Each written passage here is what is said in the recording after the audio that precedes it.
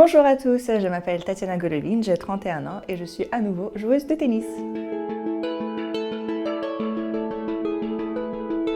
Alors j'ai commencé à avoir des symptômes de la spondylarthrite ankylosante avec des douleurs au dos en début 2008. Alors j'ai souvent eu des raideurs dans le bas du dos quand j'étais plus jeune.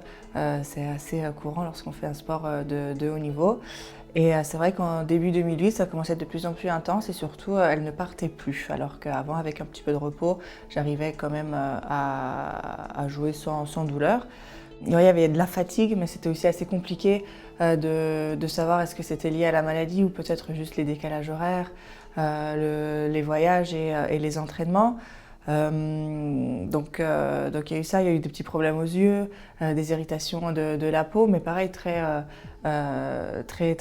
petite finalement, donc c'était difficile de vraiment poser le diagnostic au tout début. Et c'est vrai qu'avec la prise de sang, où j'ai testé positif à HLA-B27, qui a vraiment poussé les docteurs à me diagnostiquer avec une spondylarthrite. Ça a été très compliqué, très difficile à entendre parce que c'était c'était la fin de ma carrière. On m'a clairement dit que c'était incompatible avec le sport de haut niveau, donc ça a été très compliqué parce qu'à 20 ans, j'étais 12e mondiale, j'étais à mon meilleur niveau, j'avais beaucoup d'ambition, beaucoup de rêves. Et c'est vrai que lorsqu'on te dit tu ne guériras pas, on ne sait pas quand les poussées vont venir, quand l'inflammation va venir ou s'arrêter. Et que ça peut s'empirer, que ça peut s'enraidir, que ça va être de plus en plus compliqué par la suite. Et c'est vrai que pour moi, j'envisageais pas de jouer au tennis juste quelques mois dans l'année. Pour moi, c'était quelque chose qu'on faisait à plein temps parce que les tournois s'enchaînent tout au long de l'année. Donc oui, c'était très gros choc, c'était difficile, c'est le corps qui vous laisse tomber, c'est une maladie auto-immune, donc en plus à 20 ans c'est pas sympa d'en parler ou même de l'accepter parce que c'est vraiment le corps qui se retourne un petit peu contre vous. Donc oui, très compliqué.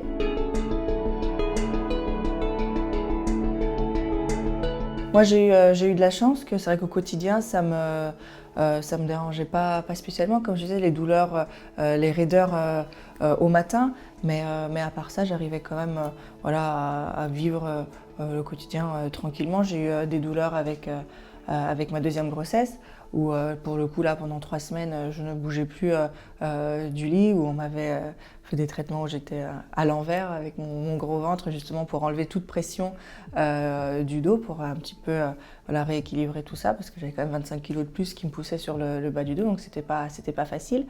Mais voilà, comme je dis, je fais partie de ces gens qui finalement arrivent à plus ou moins bien vivre au quotidien, qui s'handicapaient vraiment lorsque je sollicitais la sacro-iliaque en faisant du sport.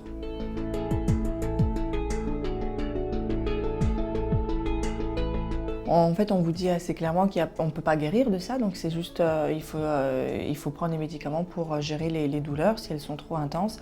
Dans mon cas, c'était surtout arrêter le sport de haut niveau parce que c'est ça qui me déclenchait surtout mes douleurs. Et puis lorsque c'était au quotidien, lorsque j'avais mes raideurs le matin, j'essayais d'éviter quand même les traitements parce que j'en ai pris énormément tout au long de ma carrière, donc je voulais pas non plus trop forcer sur mon corps. Mais oui, il y a des méthodes, il y a des médicaments, il y a des façons de soulager les douleurs et surtout de pouvoir psychologiquement vivre avec un petit peu plus de tranquillité au quotidien.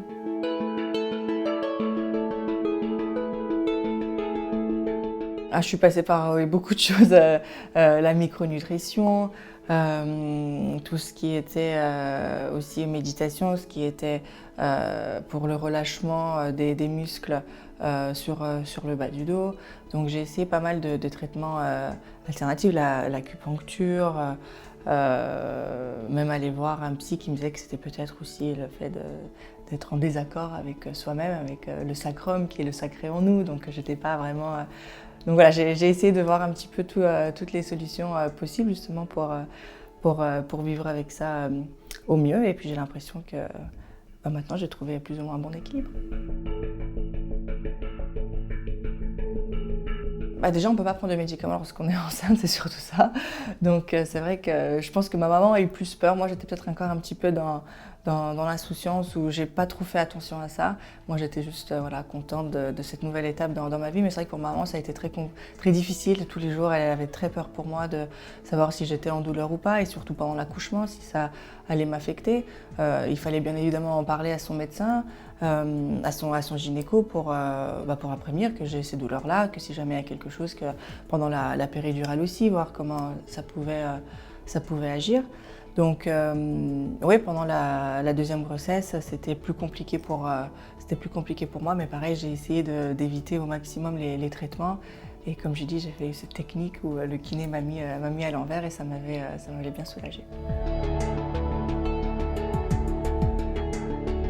Je pense que c'est très important d'en parler, parce que finalement c'est pour moi ce qui a été le déclic, justement, de pouvoir en parler, de partager ça avec d'autres patients, avec d'autres personnes, rencontrer d'autres personnes qui ont la même maladie que moi.